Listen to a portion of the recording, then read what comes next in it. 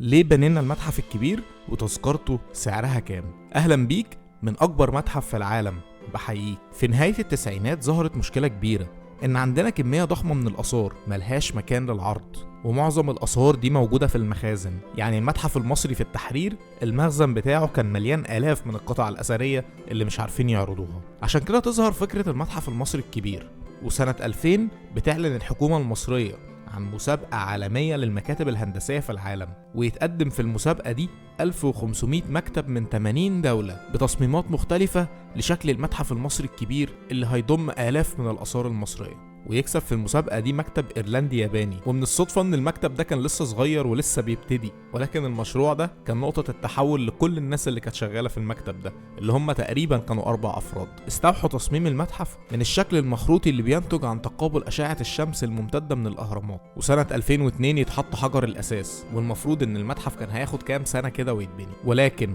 بسبب أحداث كتير حصلت على مر السنين المتحف ده يستغرق 23 سنة في بنائه، تقريبا هي نفس مدة بناء الأهرامات، ويشتغل فيه أكتر من 5000 عامل وعلى مساحة 450 ألف متر مربع، عشان يكون أكبر متحف في العالم للحضارة المصرية، ويكفي لاستيعاب أكبر كم ممكن من الآثار. المتحف فيه مكتبة كبيرة ومركز عالمي للترميم، ده غير إن المبنى كمان مقاوم للزلازل، وفيه قطع كتير قوي جوه وممرات و12 قاعة أثرية ودرج عظيم وحاجات مش هتستمتع بجد غير لما تروح تشوفها. طبعا من أهم الحاجات اللي هتتعرض في المتحف مجموعة الملك توت عنخ آمون كاملة، اللي هم تقريبا 5500 قطعة. المتحف اتكلف أكتر من مليار دولار وبيستوعب 5 مليون زاير سنويا. أما بالنسبة لمواعيد الفتح والإغلاق والتذاكر هسيبها لك في أول كومنت.